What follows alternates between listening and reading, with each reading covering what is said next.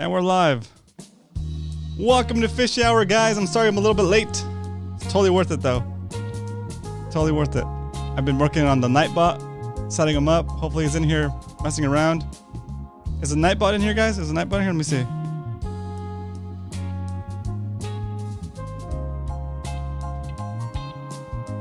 See if he's around. Interesting.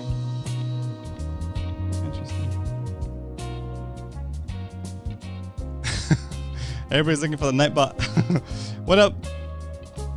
What's up, Oscar? Jessica, welcome. Welcome back, everybody. Aiden, Roy. Oh, it's Friday for Roy. Nice. Doug, Dario, Sandra, and Todd. What up? Todd is first. Jet. Okay, cool.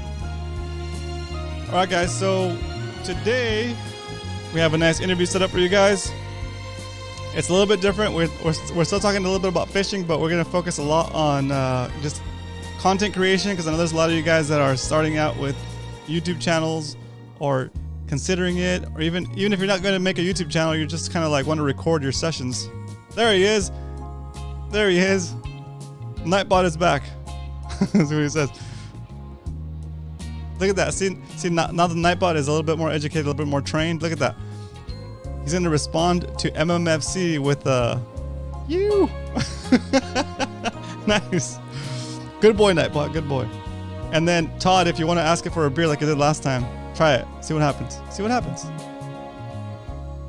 Exclamation point, free beer, Todd.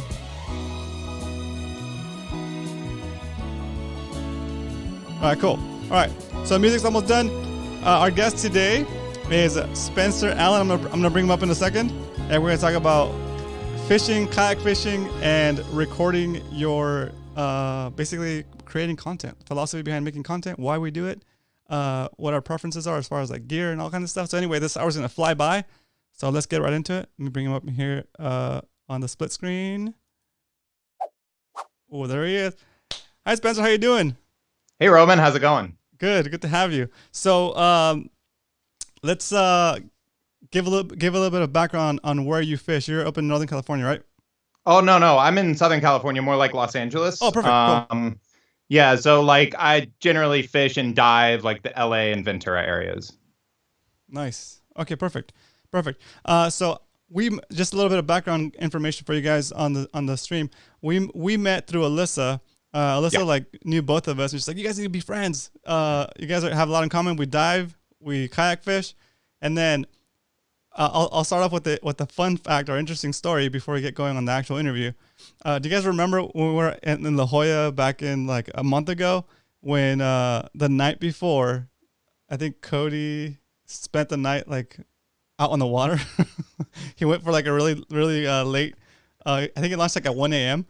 and he was telling us about it the next day. He totally regretted it, but he launched again in the morning with us. I think it was Bo, maybe Nelson, Salty, myself, maybe Jordan was out there with us too. There was a lot of us out there that day, and Cody had made a friend, and he said I'll be right back, guys. Some guy's gonna take me to like a secret, not a secret, but to like he's gonna take me to like a rock fishing spot, right? And like everybody on Discord was like kind of teasing him, kind of like making fun, saying like, hey, be careful, make sure there's not like he's not gonna like take your radio, ask you to hold your radio for you, and then just take off. Anyway, so it turns out that was Spencer. Yep. Cool. I had like heard whispers of like a squid bite down in La Jolla, and I drove down because like I hate doing the like wake up at 3 a.m. and drive down and go fishing. So I drove down at midnight and slept in my truck right there at the launch, and then woke up at 4 a.m. And I remember getting there at 1 a.m. and there's this dude like unloading his kayak, and I'm like, "What are you doing?" And he's like, "What are you doing?" I'm like, "I'm sleeping in my car. Are you going fishing?" And he's like, "Yeah, I'm going fishing. It's 1 a.m. I'm going fishing." That's awesome. That's cool. That's super cool. All right, let's see. Good. Okay, so the way we usually do our interviews, let's get into the pop top. And let's see, you guys are funny teasing the Nightbot. I think if you do, there you go. There you go. Free beer. The Nightbot gave. Oh, I see. I need to tweak that command. So Nightbot gave Ruben, Sueño 1 beer. Okay, cool. That's how that works. Okay, cool. Sorry guys, I'm a little distracted with the Nightbot thing. But okay, so the way we usually do the interviews is we start off with the guest's basic angler journey, how they got into fishing in the first place, and then from there we'll transition into like a little bit of like the highlights of his kayak fishing journey, and then from there we're gonna basically go into more technical stuff for like Salty and Brian. You guys have been experimenting with audio, with video and recording your sessions. So if you have questions on editing, on shooting, on even how you put together like a story, how you make something out of all the footage you've shot, how do you make something out of it, right? So all that stuff, and I'll have a lot of questions like that to prompt Spencer, but that's basically what the show's gonna be about tonight. Okay, guys. So first, let's get this show cracking. And I think we have a competition here with the mics. We're gonna juice it up. So you can juice it as much as you want. Okay. So as a guest, you get to go first. So okay, I'm going first. Yeah. All right.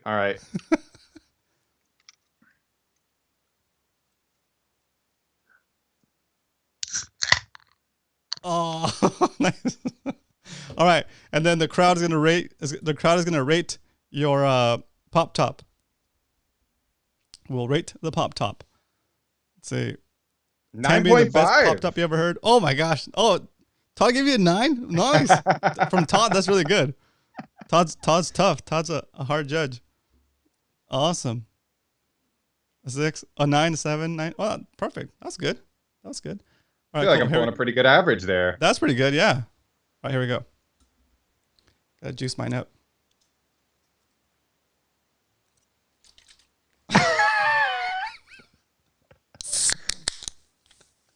Oh. Yes. Totally worth it. And now a break from our sponsors. Cheers. Oh, look, Todd gave me a 5.5. Awesome. Love it. That's so funny. Cool. All right, awesome. Okay, so that concludes the opening of the beverages. Okay, so we're good. I see people jumping in. Good stuff. Okay, okay. So how old were you, or what was your first memory of actually fishing? Oh, I can totally answer that one. So I'm born and raised in Alabama. I was born in Birmingham, grew up in Atlanta, and my grandfather had always had 40 acres in a place called Pell City, Alabama. And he had 2 ponds across his property where he raised catfish, brim, and bass. And I still remember the feeling of having like the blood sticky on my fingers from fishing with chicken livers for catfish when I was like 5. My parents used to take me to the farm, and that was my first memory of going fishing. That's awesome. That's so good. Do you remember do you remember when you actually got into fishing as an adult? Like you realize that was like your thing, I guess, or like even as a teenager? Yeah. So I grew up in the outdoors. Like my dad and his friends were big outdoorsmen. Like I deer hunted. My 8th birthday, I got an 1187 youth model shotgun for dove hunting. Like I was in it. I fly fished the Chattahoochee in Atlanta as a kid. My sophomore year of high school, our house actually burned to the ground. My dad, my grandfather, and I built a house. It burned to the ground, and we built back on the same foundation. And at the time, like a lot was going on, but like we just didn't get around to replacing a lot of the stuff that we had for fishing and hunting after the house fire. Got it. And my dad moved away to California, and I went to college, and there was a good like 7-8 years where I just did not fish, did not hunt. And I actually remember, this was hilarious. My wife and I, back when I was like dead broke, I was like, you know what? I haven't done in forever. I want to go fishing. And we came into some money. I think we got like a tax refund. And we went to one of those like little Korean fishing shops and got like the cheapest little like Daiwa Crossfire, like combo reels, and got like the mealworms to go after surf perch. And I bought a little Castmaster and went out in Malibu near the pier.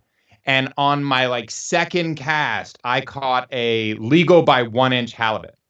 And I remembered reading that like you're supposed to like club the halibut when you catch them to knock them out. And I didn't have a club. So I'm like standing on the beach, like braining this halibut, just like punching it in the face. And like the halibut wouldn't die. And my wife, from that moment forward, she was like, I don't think I like fishing. This sucks. Like she was like traumatized. She was like, what is this? I've never seen this side of you. You murderer. That's hilarious. That's funny. But so yeah, I think probably like 5-6 years went by and I didn't really fish that much. And my dad was living up in Santa Barbara. And we would occasionally, like, I've been out of H&M a couple of times with him on some long range trips, but there was, he bought a kayak from like Andy down at OEX in Sunset Beach and decided he wanted to try kayak fishing in Santa Barbara. And it was this like 1 year and then discontinued model that Ocean did. It's a Trident that has a Minn Kota motor that you drop in the back. What? It's called a Torque. And they weigh a ton because you put like a car battery in the center. But he moved away for a little while and he decided he didn't want to use it. And he told me to go get it. And I tried going out in Malibu by myself and just got absolutely obliterated in the surf. Like Malibu is really unforgiving if you don't know how to read the sets or check on Surfline. Like it's bad. And I remember one day I came home and had rash from like my hip to my neck. Jeez. My wife was so mad. She was like, you're never going out alone again. And I found some people on Big Water's Edge that I kind of buddied up with for the first time. And that was maybe 3 years ago. And since then, it's been an addiction. I've bought my own Hobie out back. Yeah. I probably get out. I try to get out at least 20, maybe 30 times in a year, and it's ever increasing with spearfishing and increasing my range of species. I'd say I'm as obsessive of an angler as you could find at this point. That's cool. That's good. That's awesome. Are you at what point or in that transition or in that timeline did you start to get into video? So I moved out to Los Angeles to go to music school originally. And I've always had an interest in a certain amount of like say media stuff. Yeah. Is that a 6-string bass back there? It's actually a little 5-string. It's like it's like the coolest. My dad actually got it for me, made custom. It's like this tiny fretless? Little like I mean the headless one. That's awesome. Yeah. They so like good. It's so small and it has an amazing tone for what it does. But yeah, I'm a kind of a. I was saying, Tony. He's I don't know if he's in here, but Tony, he plays guitar pretty good. He shreds. I can shred. We just need a bass player. I think you're in. And now I'm a drummer, guys. I went to school for drumming, so I went to school for drumming. I am a jack of all, master of none. But definitely, if I had to pick an instrument, what do you prefer? Oh, I'd say I prefer drums for sure. Cool. Then you're in. All right, go ahead. Sorry about that. Just total like distraction. No, so I moved to Los Angeles to study music. I went to sound engineering school, and somewhere in that I realized it wasn't going to be a viable career. It could have been a viable career, but I had a better paying job come along after like my third internship in a recession. And, I got into technology, but I would say early in my career, I know what it was. I started taking pictures on Instagram and I thought it was so fun to like play with light and color and depth of field. Yep. And I remember after like a year of just like obsessively taking pictures with my iPhone, I bought a Nikon and it just like my kit has like 8 lenses in it now. I probably own like 4 different cameras for any different setting. Like it just like I definitely fell into video through photography just because I love. There's something about like going down the optical viewfinder of an SLR lens that I just feel like I go into my own world. It's very similar to getting into fishing, actually. But after a while, I just started playing with little video ideas, and I would say the editing in Premiere is very similar to the professional training I got for Pro Tools, like sound engineering. So it kind of came naturally for me to just jump into video editing, and then I was like, well, this is like even more fun than photography. So it just kind of naturally progressed. Perfect. That's interesting. I like how you likened the photography to fishing, because like in photography, in fishing, you can have like the best equipment, you can have like the best camera, the coolest lens, and the best lighting, but if there's no fish there, if there's not a shot there, then I just had this amazing conversation with a really good friend of mine because there's an age-old expression in photography, and it's the best camera you have is the one in your hand. yep. And I've seen some really amazing photographers do phenomenal stuff with the best cameras. And I've seen people who aren't really, or who are like lazy with their creativity and technique, who have like the best equipment. And I'm like, what are you doing? Why did you spend that money on that camera? Like, That's funny. and everybody's been on the party boat, right? Where you see the guy with the like $1,500 setup and he doesn't even know how to like step with the drift. And you're like, what are you doing, buddy? He's laying it. That's funny. That's funny. That's so funny. Cool. All right. Okay, that works. So let's keep going with actually big game fishing, I guess you could say, or kayak fishing, or let's go with the story of, without revealing location and all that stuff. Let's talk about the story of the halibut we use in the cover art. Okay, so there was a guide who will remain nameless that I found online who was gonna he was gonna take me out and show me how to kayak fish Nice. in Malibu, and I think he used to guide in Malibu a ton, and then he since moved away, and like he was supposed to come down twice over, and like I would wake up at like 5 a.m. and he'd call me and be like, "Oh, my truck broke down. I'm not going to be able to make it." Oh.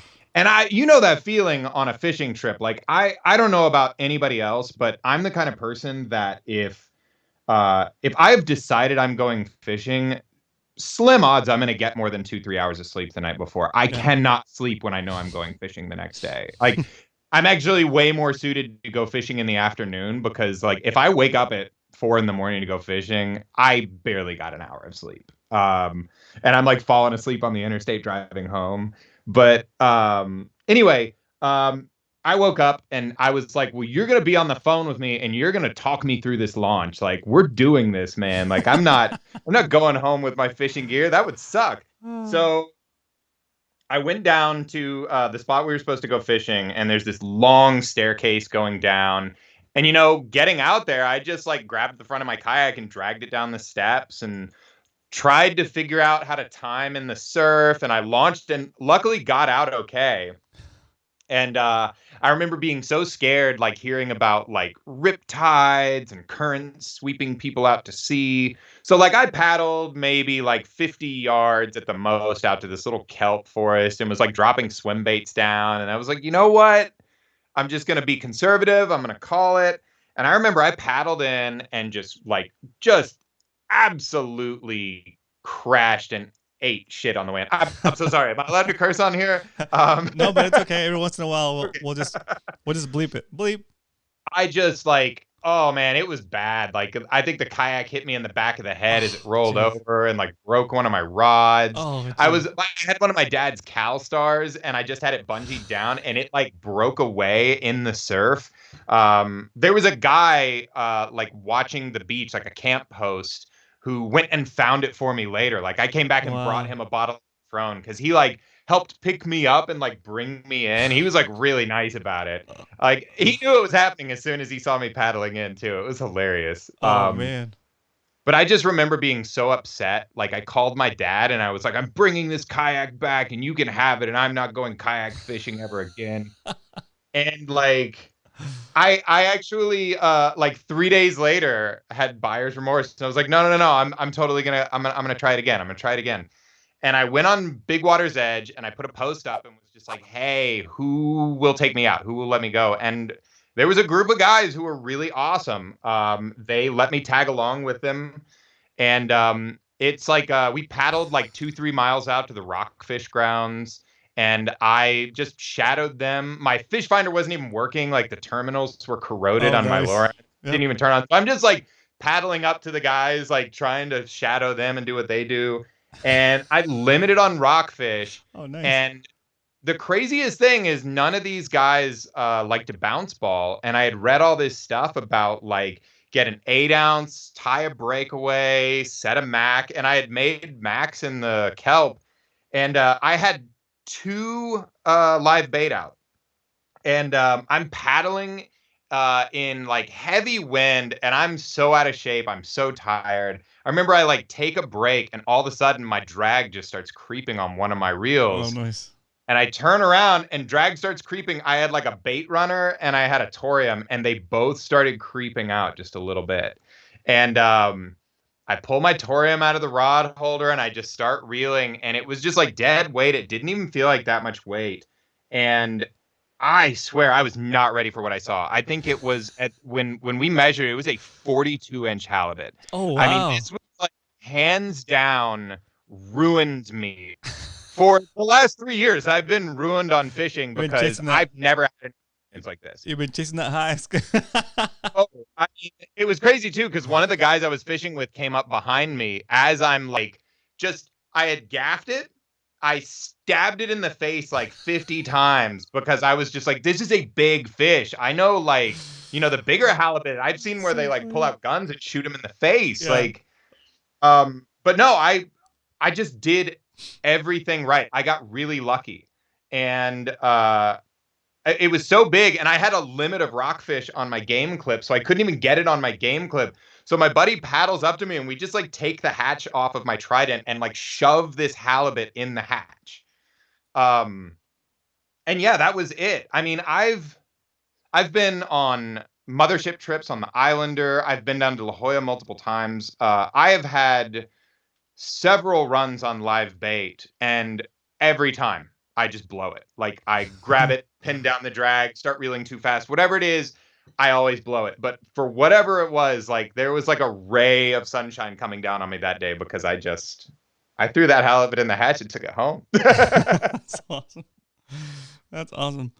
So that was one of your first outings then, right? It was literally my first outing. Oh, wow. And it was crazy. And of course, like I didn't know anything about fishing culture. Okay, yeah, exactly. I keep going. Yeah, keep going. I go on Big Water's Edge and I just name every single one of them by name. I'm like riding the high. I'm like, thank you so much. You guys are so awesome. I post this picture of me with this big shit-eating grin with a fish with like you know exactly which beach I'm standing on. I name the beach in the post. And like one of the guys in the forum, like everybody's like, yeah, good job. That's awesome. And one of the guys just very nicely was like, people might not have.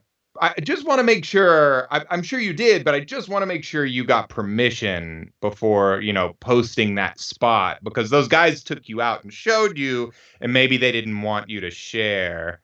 And it also turns out that area is a very secretive area. Like it's like extra clandestine up there. Yeah. That's funny. That's funny. No, that's good. That's I had to delete the post and eat a little crow for sure. And it's kind of like the first, like it's kind of like the beginner, like the beginner, I guess, rites of passage almost, right? Like you have to learn the ropes, I guess, or learn. Oh yeah, it happens in spearfishing. I think spearfishing is even more so than fishing. Like you kind of have to learn the hard way because it's not immediately obvious. You would think like, especially with the internet, all the spots, there's no real secrets, but I think it's more this like, you're making like a cultural gesture that you're not going to go talk about everything you see to everyone you know. I think that's what it's more about. Exactly. Interesting. So, guys, I see Oscar waving some money at me, so I put the donations button in there. So there you go. There you go. I think that was a question, right? And let's see if you guys have any questions about GoPro set. I guess GoPro, any kind of like filming, any kind of editing. Between Spencer and myself, we can probably field most of your questions. So now's the time. Also, kayak fishing. If you guys are just interested in getting your questions answered in general. Spencer's done a lot of fishing here in La Jolla too. So probably more fishing in La Jolla than I have. So we're ready to field questions. Don't do all actually, yeah, you can do all caps for question. The word question should be in all caps. After that, you can ask your actual question in normal, I guess, punctuation. I would also dare say on fishing knowledge, though, just following people like Kevin Nakata and Chris Blevins, like I am a fraction of a fledgling compared to those guys. Most of what I do, I'm parroting what they've said and trying to remember everything. Okay. So no, that's good. That's fair. That's fair. I feel like I have some learned knowledge, but I definitely am nowhere near some of the people you've had on your show. Yeah, but I think some of that is you might say something a different way that makes it click for somebody, right? And sure. so I'm okay with that. Like I know I try to explain things sometimes, and I don't explain them as clearly as I would like, or as clearly for everybody to understand. So sometimes it takes your mind to process what someone else has said, and you say it in your own way, and all of a sudden, next thing you know, it's like resonates with somebody, and it helps them get to that next level. So just don't worry about that kind of stuff. Just get it out there. Okay, plus, I think I think fishing technique is a very uniquely personal thing. I think it comes down to preference. Like I was talking to somebody about this the other day. Like Bucktail Jig. Like Bucktail Jig is one of the most classic fishing lures I can think of, and I hate them with a passion. Like I used to hang up on brush with them constantly when I was bass fishing as a kid. I've bought them several times over because people love them in saltwater, and I've just like I break them off and then I don't go buy more because I've never had a good experience with them. Whereas like give me a flat fall and I'm in business because I have confidence in that because I've got a good feedback loop of like I tried a technique, it worked. Now I'm going to go try that a bunch. Interesting. No, that's good. That's really good. Okay, so do you currently record your? No, you don't. You've done like one or two videos on kayak fishing, right? What's your go-to setup right now for just making a video? Making a video, I would say mine is like pretty specialized at this point because I've got a lot of pieced together gear and a lot of it isn't saltwater friendly. Like I have a DSLR camera with a ton of lenses that I love to get good footage with that you'd call like B-roll, like all the fancy stuff that's like leading up to like someone getting out of their car and putting their keys in the ignition, like, you know, stuff that really ties together for like, almost like a cinematic effect. When I'm on the water, there are two cameras that I'm really fond of, and it's obviously the GoPro. Sorry, I'm gonna interrupt you. Oscar actually went and donated $25. Oscar, damn, dude, had a lot of pent up frustration. We lost Oscar on the way over to the new channel, and a couple of days ago I was like, Oscar, where you been? And he's like, and then like, hey, I think he reached out to me, and I was like, dude, we moved the channel. I think we lost you on the transition. And he's like, yeah.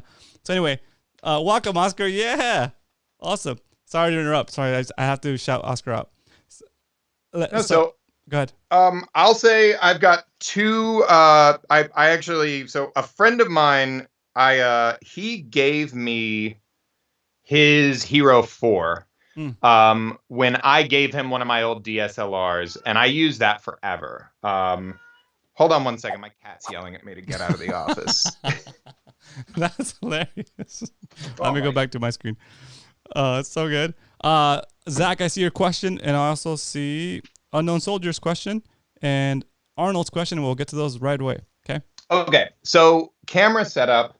I recently upgraded to a GoPro 7. And oh man, I love this camera. It's a really good camera. I'm very much happy. I would say the biggest thing that I love about the newer GoPro models is just the stabilization feature. Mm-hmm. There's also a camera, and I would say it's what got me into more like outdoor photography and videography. And it's a point and shoot by Olympus called a The Tough. TG. Yeah, this is the Tough. It's a TG5, and the reason I got it is because it shoots camera raw. For photography. And for those of you who don't know what RAW is, it's basically a format like JPEG is usually what comes out of a camera. And that's kind of like a compressed down. It's like the difference between WAV and MP3, if that makes sense. Yep. But camera raw gives you so much more control over your photographs. And I remember I went on a trip to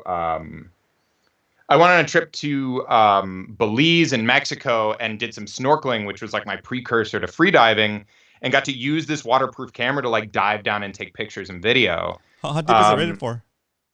I think it's rated for like 15 meters. Yeah, 15 meters. That's more than enough for like. I also have a friend. I have a friend who's bricked one. But you can also get a housing for them that's pretty cheap. That's kind of the cool thing about them. But they're a great intro if you want something that like has a little bit more control than a GoPro over the settings. But I don't know. Honestly, a GoPro, it's really hard to beat. I actually, if you had to get one camera for kayak fishing, it's these. You just can't beat them. So I saw one question in particular. Unknown Soldier, he was asking like, what's the best way to put a GoPro in your kayak? Well, let's go with Zach first, because Zach, what are your go-to setups? I think he's talking about rod and reel. So, is that rod and reel or is that Zach? Is it rod and reel or is it camera? Okay, well, while we're waiting for Zach to get back, let's go ahead and do Unknown Soldier's question. What's the best way to put a GoPro in your kayak, and what do you use as a tripod? Do you put it in the rod holder, or is there a DIY tripod? Good questions.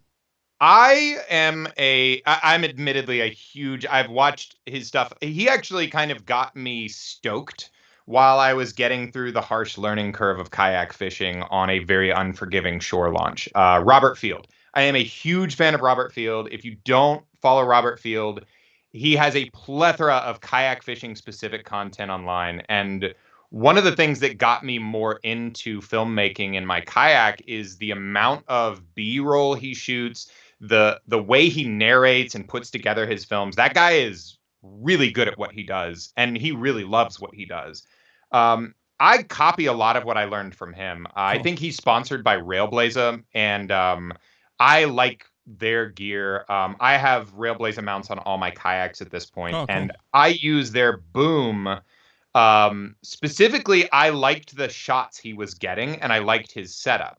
And what he does is he has at the front left of his kayak, or the front right of his kayak, basically up at the front near the hatch, there's a Railblaza like starport. It'd be like a Scotty mount, anything else. You could even use like a Ramball mount or a track. But it's a boom that has one pivoting arm here and one pivoting arm here. So it comes out of the kayak, turns and goes this way, and then turns up and holds your GoPro. And what happens is you can have it far away from you, and then you can turn it and have it close to you. So you're like fishing and you want this like far away shot of you, like, and the whole kayak. And let's say you've like caught a fish and you want it up close. You can reach up, spin it around, and the boom arm is now like right in your face, and you can like put the fish in frame and stuff like that. Get that gigantic fish shot. If I had to pick one angle, I like that one. A lot of people like to do the like boom sticking up behind them. And I see people like having to reach up really far and grab it. It's just not my thing. Yeah. I've seen a lot of like setups on the cheap too, where people will put up like a PVC pipe and connect a GoPro mount to that. But I will take this opportunity to say I tether everything on my kayak, especially my expensive tiny camera. Yeah. That's a big one. Perfect. Good stuff. Let's see if Zach answered. He meant rod and reel. Oh, rod and reel. Yeah. I mean, I think all gear setups are pretty like there's I tend to not get that down in the weeds about gear, primarily because like I refuse to spend more than $150 on a rod because I've broken so many in the surf before I learned to like strap them down. I'm just not at the point of understanding, what a graphite rod is going to do for me when half the time I'm doing bottom drops for rockfish. I have a couple of California Classics and a couple of Turner outdoor rods. I fish a Torium. I fish a Daiwa Lexa 400 HD. I fish a Sigler reel. I love that reel. And I have a bait runner that I almost never use anymore because, God, I just hate spinning reels. If I'm not trout fishing, I feel like they just, I hate spinning reels. I've gotten way too spoiled by conventional. That's funny. All right, let's see. Arnie, what up, Arnie? Welcome. Arnie's got a question. Do GoPros work better on a ball cap, headbands, on ball caps, headbands, or chest mounts? Oh, so again, I'm probably just doing all of Robert Field's product placement for him, but there's a hat that he uses that he swears by that actually floats. Like it's insulated just enough that if you lose your hat and your GoPro is mounted to it, it floats. That's cool. And it's designed, I think it's like the Action Hat or something, Yeah. but like those guys swear by that, and that's what they usually do because like. And this leads to another thing is like a really good technique if you can afford it. Like if money's no object, like we're all spending absurd amount of money on fishing. Let's face it. Yeah. Having two cameras, especially if you have the ability to get like a cheap, like GoPro Hero 4, these guys are cheap and they get good footage. Like anything that shoots like, so what you kind of want to understand about a GoPro, like taking a step back is like resolution. When people talk about like 4K footage, like don't pay that any mind. Like 4K footage, no one's watching your 4K footage on their phone and going like, oh wow, I can really see the 4K. Like everything comes out in what's called 1080p. And if your camera shoots 1080p, you are golden. You're pretty much good to go. Like I will shoot this one in 2.7, which is somewhere between 4K and 1080. Yeah. But that's only because Daniel Mann told me to in an interview, and it actually eats up a lot more memory as a result. But, so I have a couple of things to say on that particular point. So like the last video that I put out, guys, the one where I take my pet sculpin for a walk, that'll be in the chat in a little bit. That guy I shot with that same GoPro Hero 7 Black, in 2.7K. Okay, I grabbed a screen frame to make the cover art for the thumbnail, and it was, way better than my normal 1080p shots that you do on the Kayak. So now I'm considering shooting my Kayak sessions in 2.7K only, so to have the information so I can pull some nice screen grabs. I think if you have the memory for it, like that's the other thing is like just like fishing gear. Photography begets more gear the more you get into it. Like I have on my desk right now 5 hard drives. I have 5 hard drives. I have 2 I took the CD-ROM drive out of my MacBook to put another hard drive in it, so I have another working drive. Like the amount of space you eat up when you start working with video is absurd. Yeah. So it's like it's one of those things that I think it becomes a question of how much you really want to get into it. Like I remember Chris Blevins talks about how like he's just like kind of documenting for his own purposes and enjoyment. Yeah. And like if that's all you're into it for, like that's cool. If that was true, he wouldn't have sponsors though. I guess more what I get at is like there's definitely just like fishing, and I think this is the challenge of videoing while fishing, is that there's so much time and energy that you can put into perfecting a technique. It's that preparation meets perspiration, and like that moment when a white sea bass happens to see your live bait, you just hope that you tied your knots right and you were ready when they came through and you did everything right, because there's like 10 things you could screw up. And then filming it is like an order of magnitude on top of it. You have basically combined 2 very difficult things at the same time. Like that's also why when I talk about Robert Field, I have a lot of respect for that guy because he is never not filming. Like I asked him, I met him at Fred Hall, and he said, like, I was like, do you ever just go fishing without your camera? He's like, oh, never. Absolutely not. I couldn't. And I was like, do you ever miss fish because you're filming? He's like, all the time. I'm screwing with my camera. I'm changing my batteries and I get a bite. I'm like, like that. It's like you got to be really immersed in the world You gotta to commit be to it. okay with that. Yeah. Because like for me, missing a yellowtail bite, I get angry. I'm not even gonna lie. Like, Start checking cameras off the kayak. That's hilarious. no, So going back salty though. Dan, go ahead. Oh, sorry. I wanted to go back to someone was asking about like a good hat mount and what have you. Like I will say, like there's a lot that can go into making videos a lot better that is usually really simple and easy. Like if you can get your hands on two cameras and run two cameras, like the ability to cut between two different angles That makes a big difference. it makes the video just immediately more dynamic. I think what it does is for the human eye to watch a video and see different angles, you just feel like you're there. Yeah. More than just watching this one thing where I think you get kind of bored easily. I think that's what you're doing when you're making a video too, is you're kind of mitigating boredom a little bit. Yeah, exactly. That's true. All right, so Salty's got a question. I'll go first, and then you give us your preferred settings. So he says, GoPro settings for kayak fishing. So Salty, I would recommend this is what I've been doing, but I'm gonna start experimenting with 2.7K. I shoot 1080p in 5-minute looping mode, and my camera's always recording. I have a battery set up with it, so it's never gonna run out of battery. Well, not never, but like it'll take a couple of days for it to run out of battery. Yeah. So it's always recording, and then when something happens, I press stop, and it's gonna keep the last 5 minutes. So usually I'm able to catch the whole hook set, maybe even the cast, the bite, the hook set, the little fight against the spotty or whatever halibut, and then the landing. If I feel like I'm going over the 5 minutes since I casted, then I'll stop the recording once the fish is at the boat, and I'll start the recording again and land it or whatever. I'll do the holding up the fish to the camera in a second session or a second shot. But pretty much that's like my go-to right now. And then I used to have a second camera like on the back, like on the tripod, overhead looking forward over my head and over the kayak, controlled with the GoPro remote. And that was basically like my B shot or like my second shot that I would use to cut into like kind of like after I cast to or move to a different area. That's kind of the camera that would show you like where I was or like how the terrain changed, I guess. And you, Spence?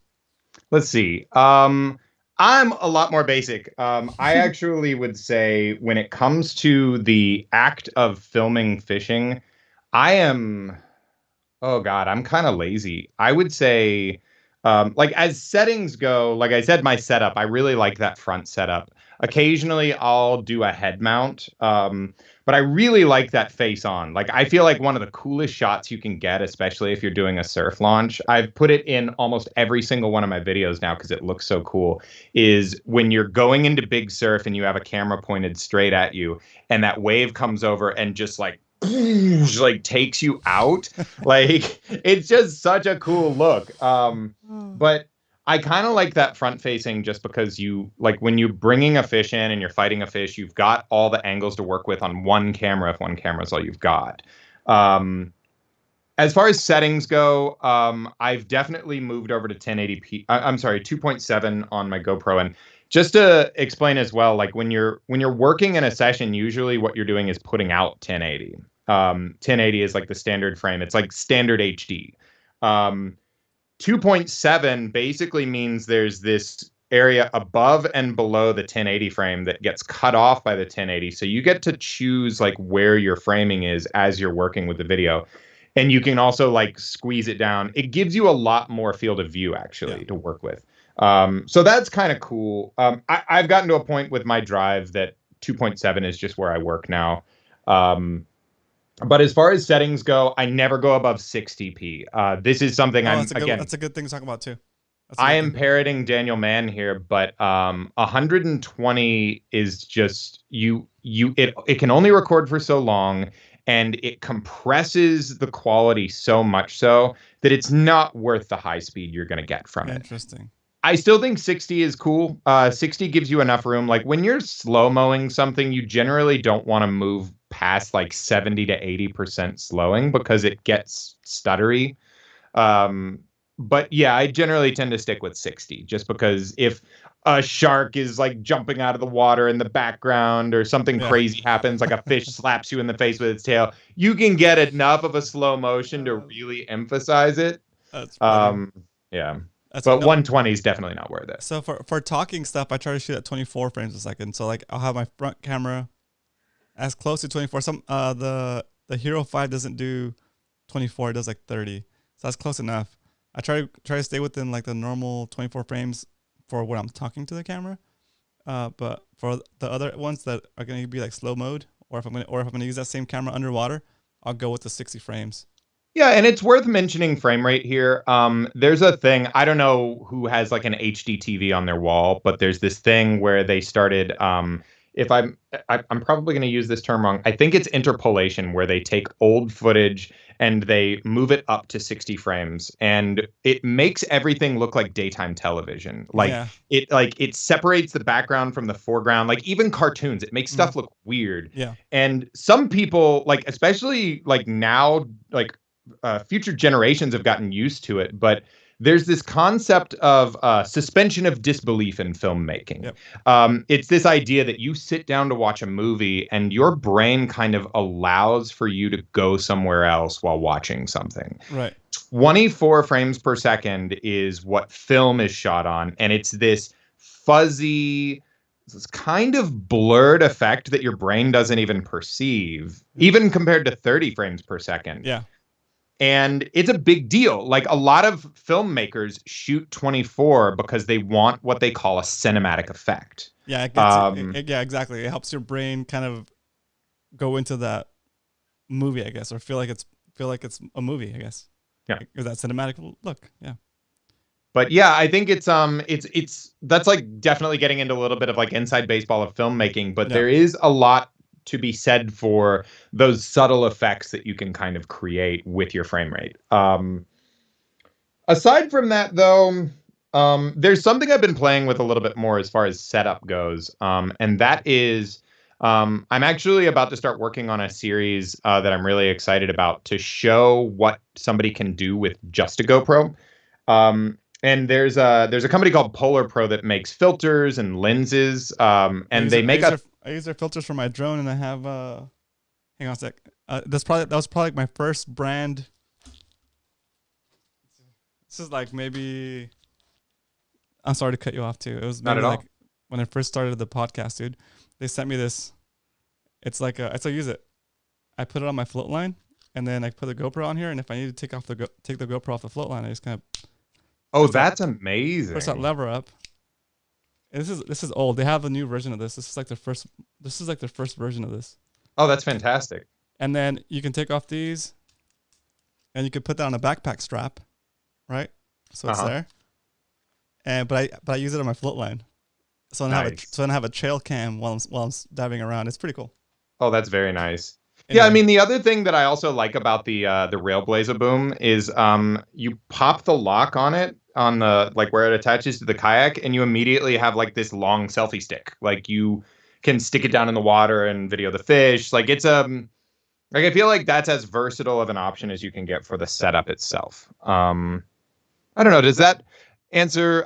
As far as like the way, as far as the way the GoPro runs, I'm the polar opposite of you. I feel like I'm still early enough in my fishing that 9 times out of 10, if I go out and I've just finished a video, or I'm really stoked on like, I'm going to go get a white sea bass, like I'm really on the hunt, like I'll just leave my camera gear at home, to be honest with you. Nice. There are days where I'm like, I don't want to mess with this. Like it's just one more thing that I got to remember. Yeah, I've been getting lazy lately when we go out with MMFC. Like, yeah, I'll just kind of hang out with the guys, and I want to just get on Discord and just fish with my friends, right? And so also recording is a little bit of a chore, but you know what? I'm gonna keep at it. I'm gonna keep doing it, because otherwise, I'm kind of losing that. Well, I'm experiencing it in the moment, of course, but then I also want to have the kind of like an archive or like a history of like MMFC or like our club, like our club meets. This is what it used to be when we got started out. It'd be kind of cool to have that, you know, look back on that. Let me scroll through the questions real quick, make sure we didn't miss anything. Sure. There's been a bunch. Let's see. Captain Dan says, BLF, you are correct unless they want to pull still photos from footage and they have unlimited storage. Yeah, if they want to shoot like big. Yeah, 720p. I want to shoot 720p. We'll never know anything past 720p. I would do at least 180p. Let's see.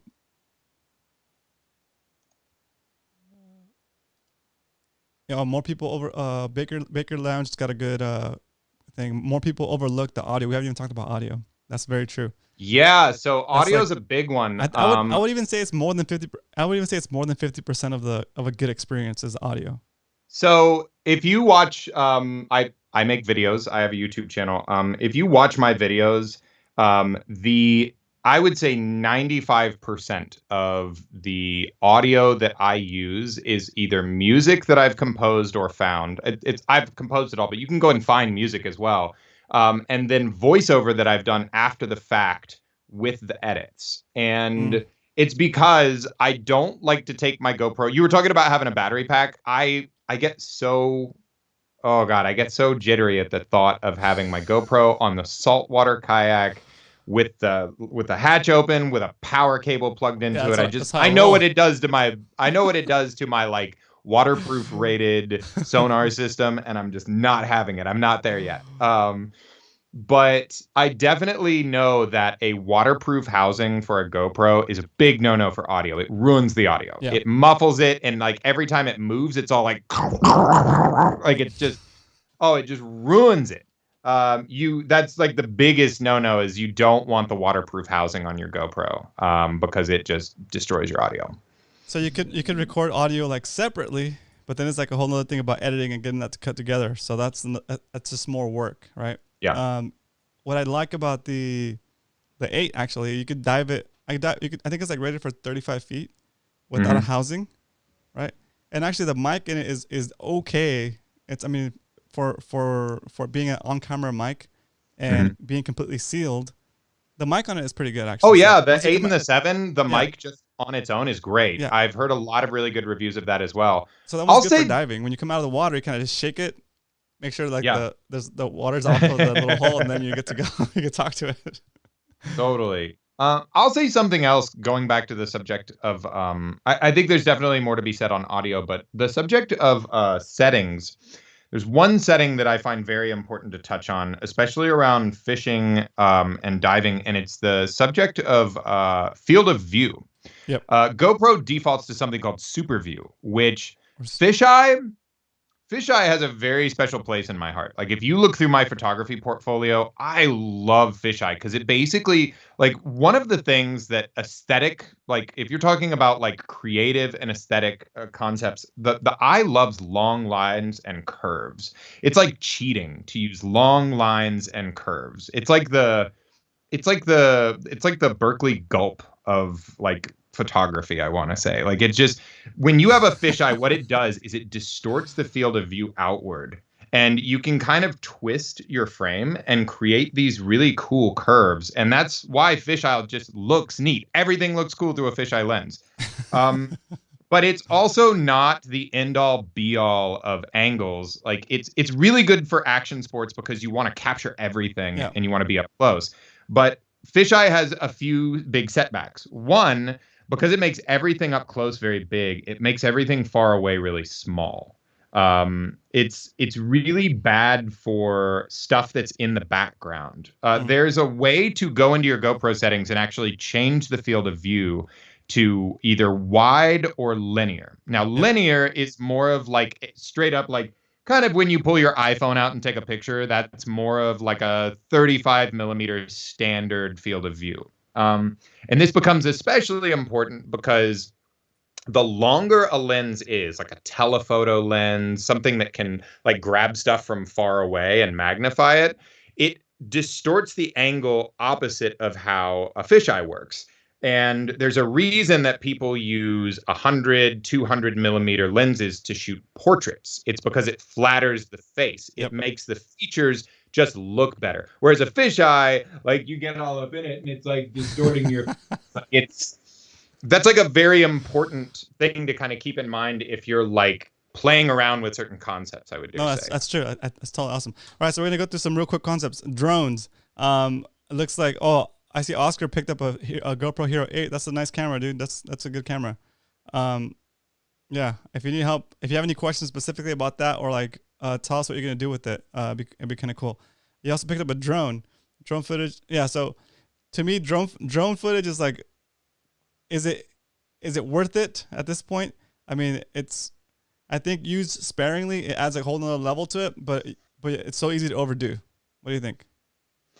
I do think drones are a great tool, and I do not myself own a drone. I have not used one yet. I also like, how do I put this? I work in sales, and a lot of people who work in my field are quite honestly assholes. They're just, there's a trope of jerks in my profession. And I kind of like to live by this axiom of don't be that guy. Don't be that guy throwing your trash out the window. Just don't be that guy. Yep. I feel like under a lot of circumstances, the guy who's flying a drone around is just by default that guy. You've got to be really careful to not be that guy with a drone. Yeah. So the way I recommend that you use a drone, if you're gonna get a drone, I own one. You're gonna get the normal, like, you're gonna set the scene by getting a big over the top shot, kind of coming down and setting the scene. It should be like 5 seconds, if that. Another good way to use your drone is as like a dolly. You basically set it so that it's like traveling sideways next to you, or following some kind of scene. That way it's like stabilized and the shot is moving. So think of your drone as like I guess like a dolly, right? Let me put this another way, as well. I think in a broader concept of like shooting good footage, what you're generally looking to do, the thing that interests people the most and breaks up the monotony of a film is perspectives that people don't otherwise have. And a drone is flying overhead, so obviously you don't have that perspective, so it's always compelling, right? It's unique, yeah. And the problem is, if someone overuses it, then it's just, oh, well, I've seen enough drone footage today. But if you like punch in and out with it, it creates these effects, and it's using these curves in the storytelling. But there are a lot of, is it possible for me to screen share? Like there's a couple of shots in particular that I would point to from my videos where like I can even describe it. Like I took my GoPro and put it in my bait tank. While I was out fishing, and I was like describing what it's like to go into the kelp and make bait in the morning with a sabiki rig. And it's the perspective of the GoPro looking up with the fish like swimming around it. And it's like, you're not in the bait tank looking up from under the fish ever. So it's immediately you're like, oh, whoa, what am I looking at? Like, those are the kind of things that I think are like, that's why a drone is an awesome tool, but it's an expensive way to get to something that's pretty cool. Yeah, you could. Yeah, no, it's interesting. Like you can make a shot that's just as compelling, or maybe more, by using your GoPro, a smaller camera, in spaces where you normally wouldn't get that perspective from, right? So that, and like there's a lot of like clever creativity there. There's a YouTuber that I follow that I really love that we were talking about earlier, and he made a video on like how he's making coffee, and it's this really fancy, sharp video. And one of the things he does is it's a footage from a GoPro of him pouring water into the what do you call that? The Chemex. And it's looking up as the hot water is pouring down on it. But you can't fit a GoPro in a Chemex, so it's just the GoPro in a bowl. It's just him creating that effect very cleverly by like tricking your eye into seeing something that it thinks it's seeing, because he's cutting from a Chemex to him pouring into it. Like, yeah, exactly. I remember that video. True. All right, let's go to some of these comments real quick. So Baker Lounge says multicam editing modes will sync your camera and allow you to cut through timeline, choosing to separate your audio and video and timeline. Yeah, that's like that's like for people that have like advanced editing software. Like I know Premiere Pro does that, and yeah, that's such a good way to do it too. Basically what you can do is once you shoot with multiple cameras, and then afterwards you sync all those cameras together in the software, and then you tell it which camera to switch to as if you were recording it live. And then in the end, the software's got a track of which camera it was on, and then you kind of just export that. So that's super cool. I also, I would dare say, again, I'm getting like more conceptual here. My wife has a joke that she loves. She's a big fan of Brian Regan. That is not me at all. I find fishing fascinating, and she's making fun of me constantly where I'm like sitting in bed watching fishing. Yeah. But there is something to be said for the fact that, like, you know, if you're getting footage, the editing itself, like, some people time lapse through the fight, because like, even a 5-minute fight, like nobody wants to see you pumping and winding, pumping and winding, pumping and winding. So, and then I show you this fish and I go back to pumping and winding. Like it's no, it's true. So let's keep going through the chats. Baker Lounge. Also, I'm sorry. Oscar says, does anyone use the voice command? Seems to work well with me. I always use my voice command on one camera, on my main camera with my mic. I use it more for the mic check than anything else, because if it stops responding to my voice, I know that I have to troubleshoot the mic before I hit record again. So if you're hitting record and stopping with your finger, there's a chance that your mic isn't working the whole time, right? So that's a way for me to check that the mic is working. So GoPro start recording, GoPro start recording, GoPro stop recording. You'll hear me saying that on Discord when we're fishing out there, and that's what I'm doing it. I'm not. In addition to voice command, go ahead. I think this also speaks to another subject, which is battery conservation. Like you're working with a battery pack. Heck yeah. I think in a more harsh environment, like if you're fishing the Central Coast and you have to like punch through big waves. Yeah. And you're taking waves across the bow all day, like harsher conditions dictate that you're not gonna be able to open the hatch and plug your GoPro in. Yeah. It's hard to even find time to like change your batteries. There is a setting on the GoPro that's really useful. I'm trying to remember what it's called, but basically it's a setting that turns it into standby mode when you press the record button. Yeah. And it basically is in standby, and you hit record and it turns on and starts recording, and you stop recording and it turns off and stops recording. So that's actually the mode I use 9 times out of 10 when I'm fishing, just because I'm all about getting as much as I can on one battery.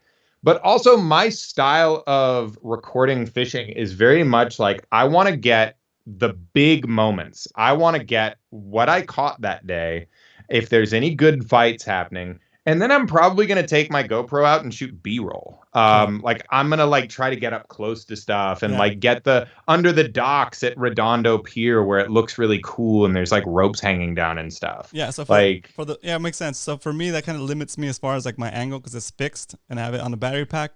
But I'll have a second camera for all the B-roll stuff that I can take out and record clips here and there while that one's always going, in case I always want to catch my reaction to the bite. And that's the hardest part to get, is you don't know when it's going to happen, right? So if it happens, you catch the reaction to the bite, and that's kind of what I always like adding that into the edits. Yeah. But yeah, I cut out the fight like you were saying. Most of the fight I cut it out and show how I land it for the most part. I mean, it's what is it?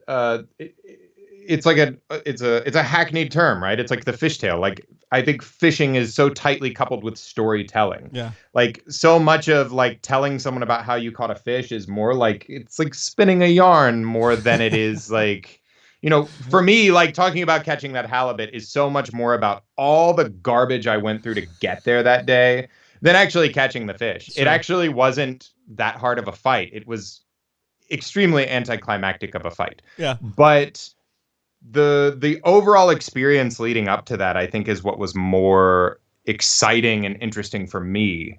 And a lot of what I tend to put together, like if you go and watch my videos, a lot of what I'm talking about is more like the emotional connection I have to fishing, the excitement I have for fishing, the stuff that like the people that I love in fishing, the cooking. Like that's another thing that's really big for me, is like really getting into sharing the food side of fishing, because I feel like when you're connected to the food that you bring home, it's just so much more to kind of focus on like how you're preparing it and how you're sharing that. I don't know. It's a very holistic thing for me. I like it. So I linked your channel in the chat. Spencer's channel is linked right there. You guys have seen I posted it earlier.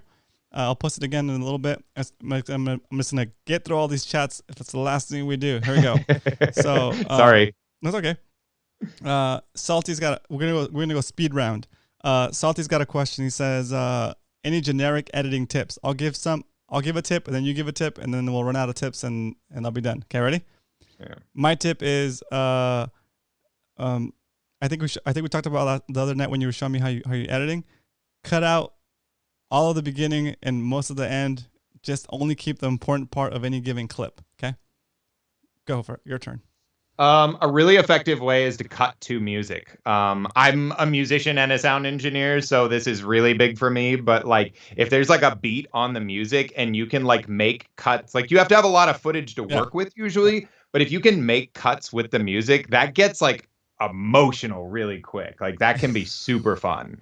Like that's something to play with if you're interested. Okay, Awesome. you go.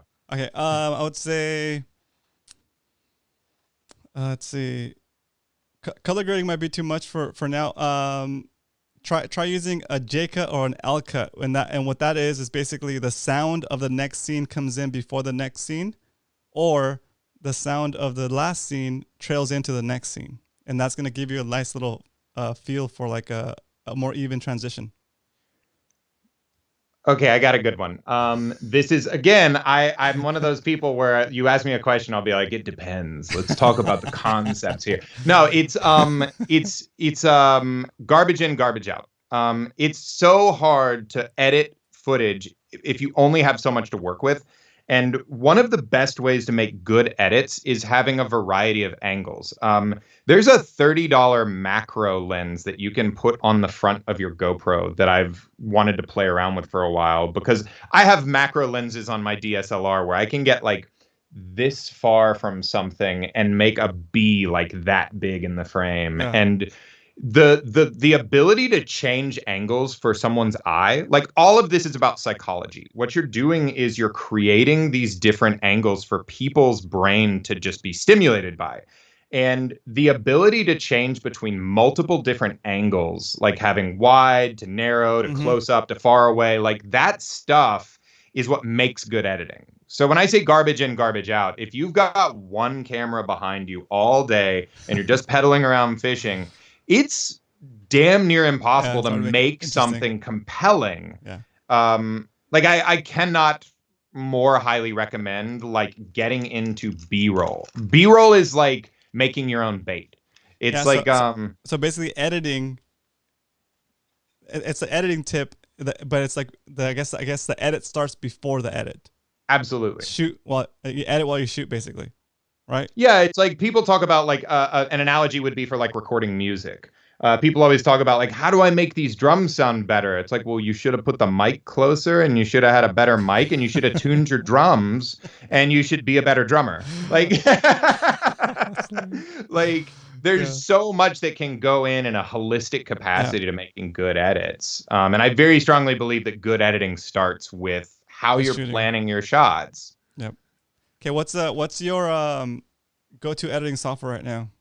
I use Premiere. I think you can still do good stuff with just about anything. Like the free software that comes with GoPro has some pretty good features. Like I'm not a big believer in. Here's another editing tip. I think it can be kind of cheesy to use a lot of like the flashy transitions. I think that's like a tip. Don't use flashy transitions. Just don't use flashy transitions. Just straight cuts for now. Just cuts. Yeah. Just cuts. Like keep it basic. It's kind of like if you're designing something and you start playing with colors. It's like no, don't. Just stay black and white for a little while. Yeah. so like think of like a straight cut mimics like you're blinking your eye. So when you blink your eye and that changes the scene. Okay, so that's you just want a straight cut.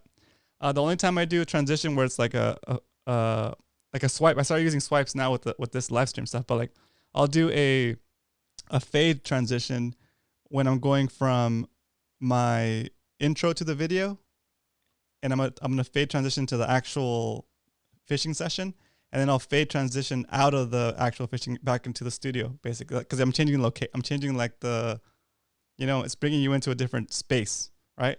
But for like when I'm talking and I need to cut myself for saying a different part and I need to go into the next part, I'll just do straight cuts.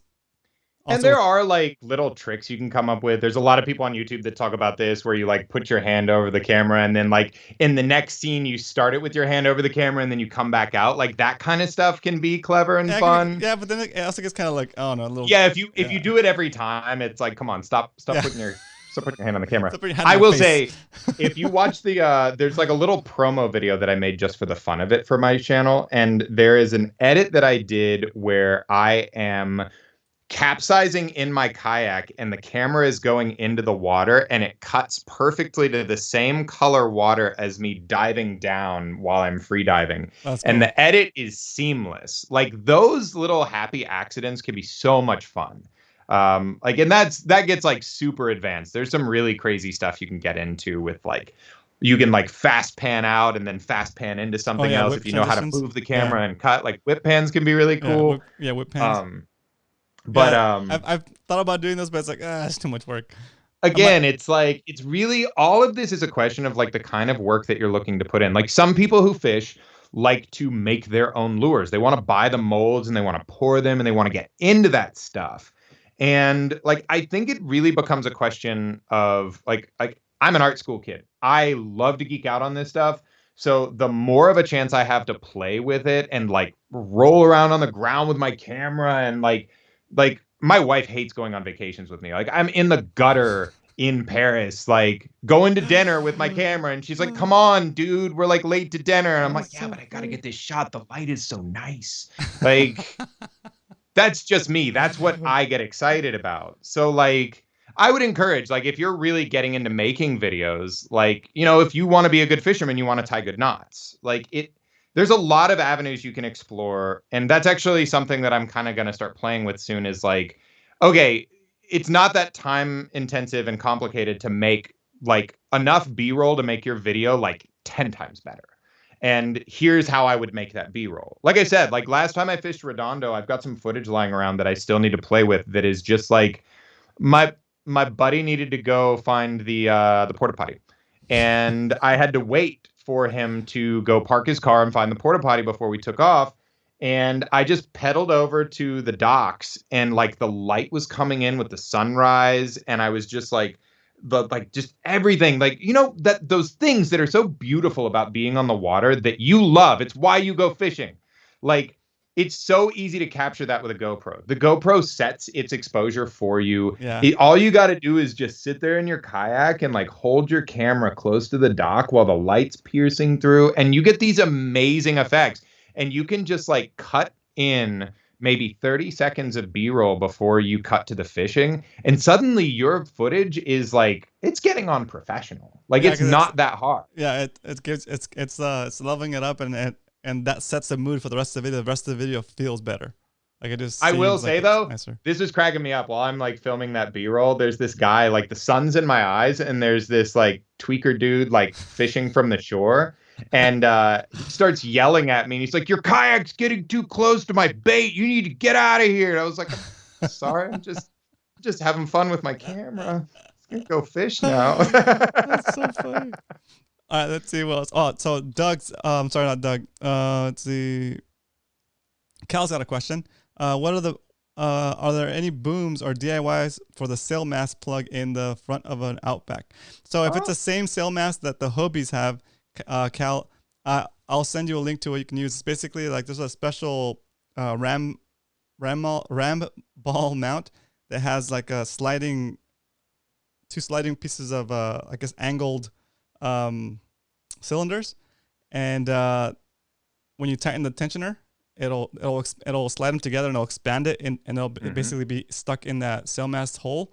And then you have a ball, and on that ball you can mount any mast you want. That's like I use a ram mount. I'll show you what I do on my kayak next time I see you.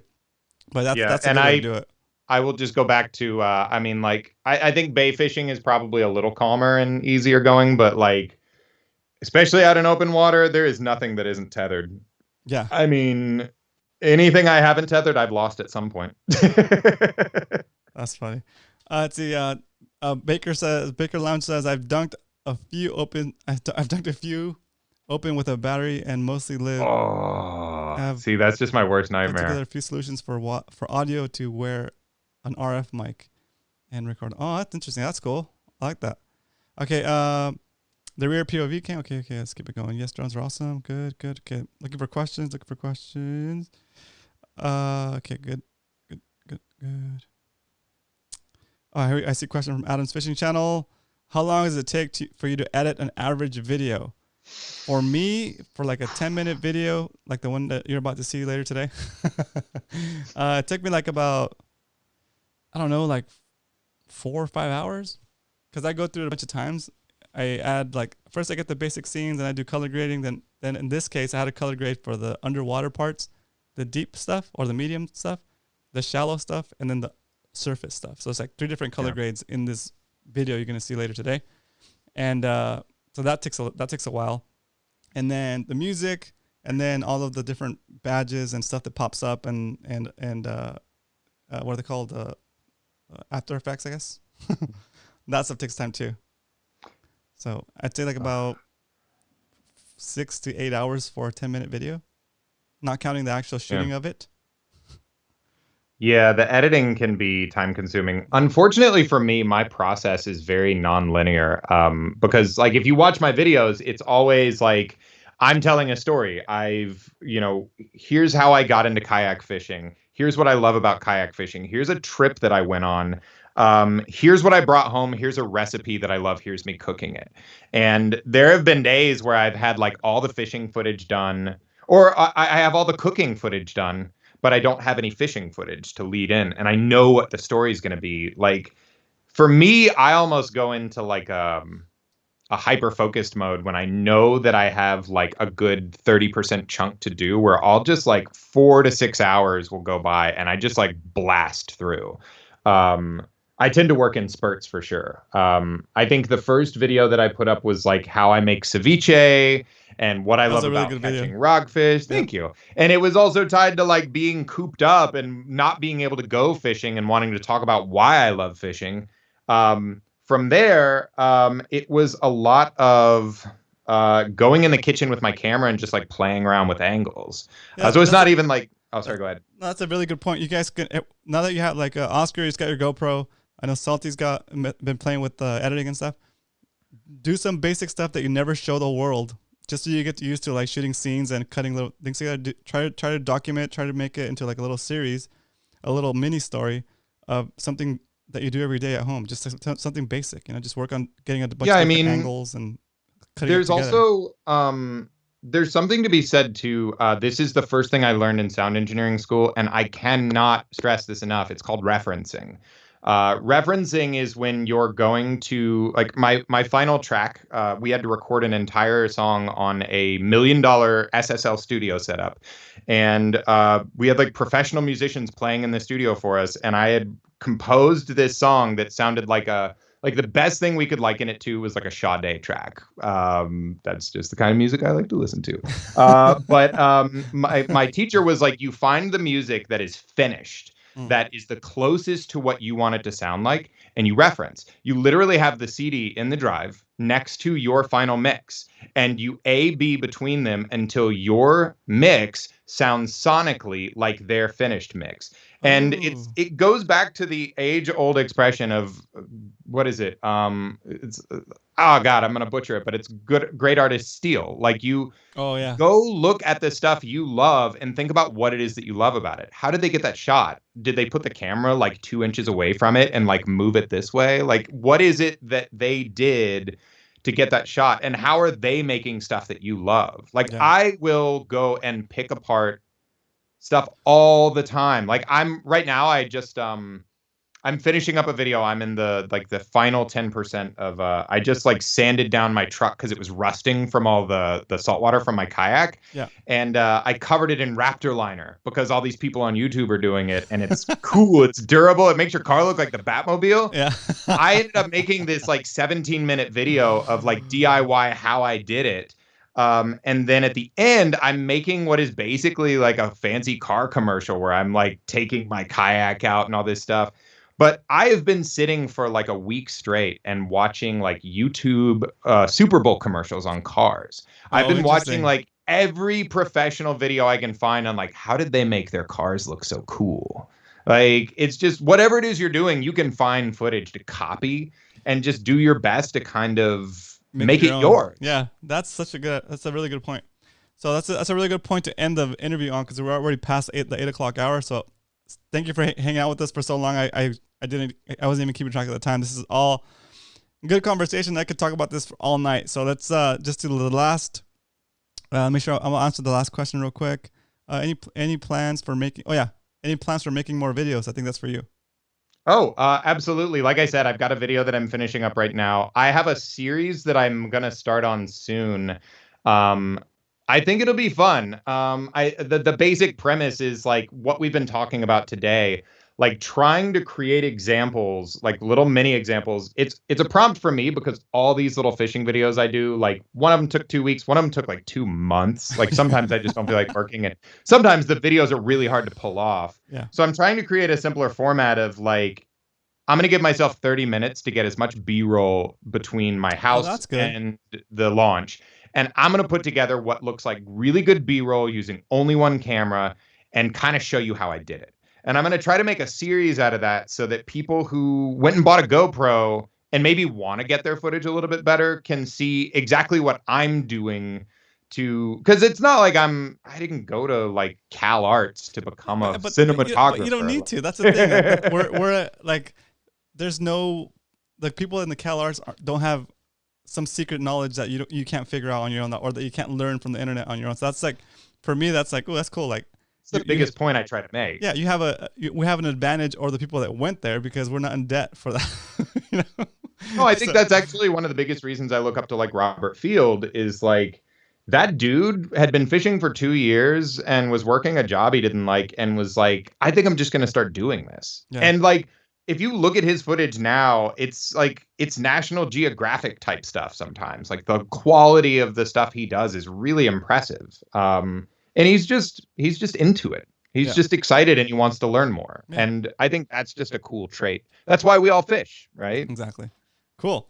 All right, guys. Let's see. I put Spencer's channel in the chat. Go over there and give him a follow. And when he does start to put out a series on making cool B-roll footage with your GoPro, you guys can have that available. I'll put it in the chat one more time. Hopefully my own Nightbot doesn't come and yell at me. Oh, there you go. Cool. And then guys, we're still on for trivia night tomorrow at 7. We're fishing on Saturday. We're gonna go fish South Shores. The post with all the information is in the Mad Max Facebook group. If you don't know how to get there, the Nightbot is gonna tell you how to get there in a second. And then well, hopefully maybe the Nightbot fell asleep. There he goes. There he is. There he is. Hello, Nightbot. All right, cool. And then do me a favor, guys. I just put out a video this morning. What is it called? I just put out a video this morning. It's where I go diving with Bo in Mission Bay, and I'm trying to kind of like, so this is what I'm doing on the side, guys. Besides trying to learn more about fishing and kayak fishing and all the good stuff that we're already doing, I've always wanted to find a group of divers that are willing to dive in what's considered like a safety protocol, the safe way.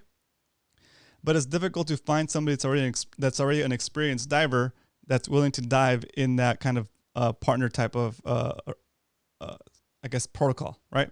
It's the safer way to do it. It's the way I want to dive, and since I'm having a little bit of difficulty trying to convert people from they have their ways of doing things now. I'm teaching, or not teaching, but I'm helping you guys, whoever's interested in learning about spearfishing. I'm helping you guys get to a certain point, just basic stuff like snorkeling, getting the right gear. Go ahead. I will say this. I got into spearfishing 2 years ago. There's a video I made on it as well. But I got into spearfishing 2 years ago. And I will say that like there are days, especially when it's like 90 degrees on the water and the sun's beating down and the visibility is good. And I'm like paddling over a spot and I don't have my wetsuit and my spear gun. There are so many days I would rather be diving than fishing. It kind of ruins you on fishing. Like I love going fishing and I will always be a fisherman, but I have to say like it is like a mistress that is like slowly stealing me away from fishing sometimes. Like it's It's amazing. So I highly recommend trying it. Yeah. So I'm not trying to get a bunch of people in there now. Right now we have 4 people that are interested, and we're going to start meeting on Sundays.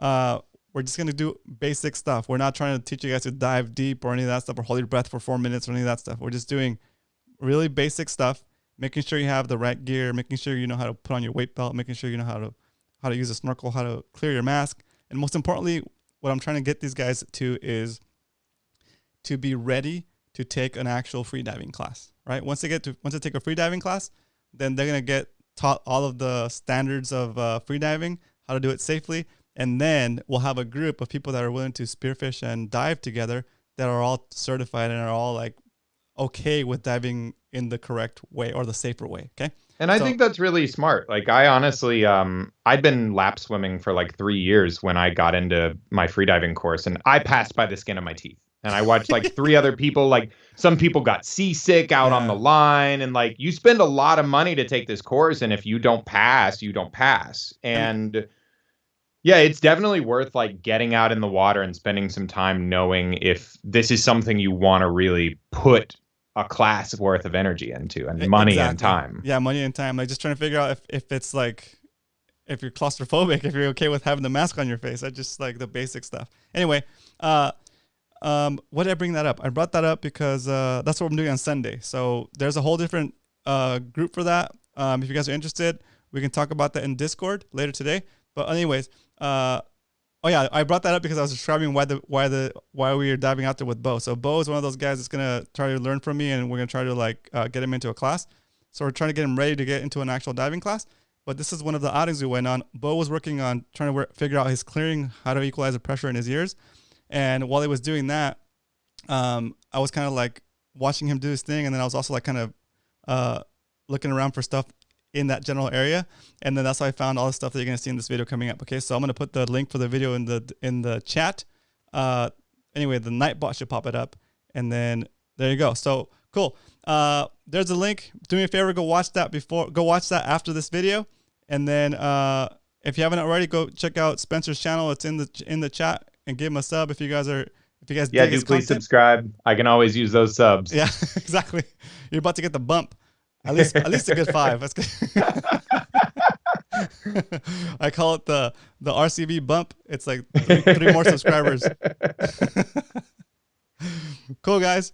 Hope you guys enjoy the show. I'm gonna play the music, and we're gonna just kind of talk a little bit as music takes us out. Cool. Some shout outs. Salty Dangler, Cal, Leonard, Nightbot. I was kidding. Hyder. Oh yeah, Hyder. We had the salmon today for lunch. It was awesome. Here's what it looked like after we thawed it out. Looks extra red. It was still kind of frozen right there actually. And then after we thawed it out, here's the finished plate. Whew. Sorry, I used my air fryer again. Air fryer for the win. Let's see who else. We have Zach, Baker Lounge, Captain Dan, Arnie,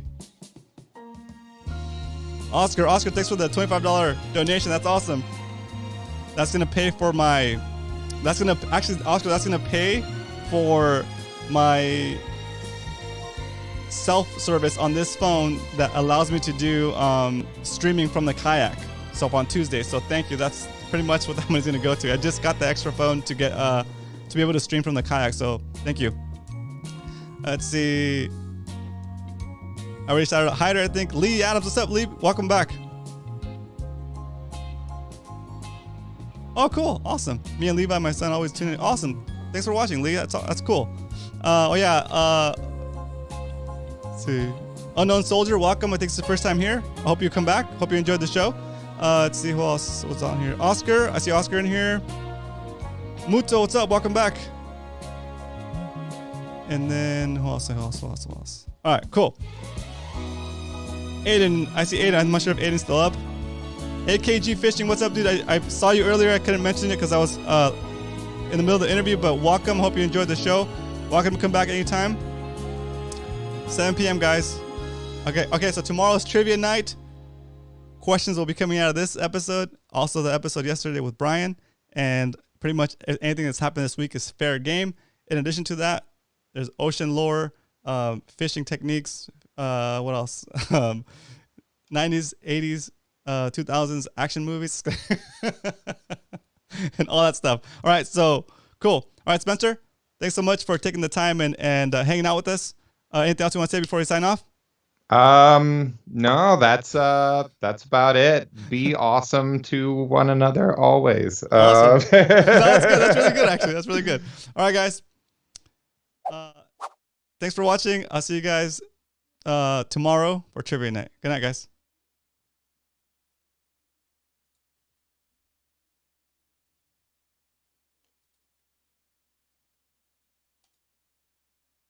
All right, cool. I have to kind of let it go because it's a delay.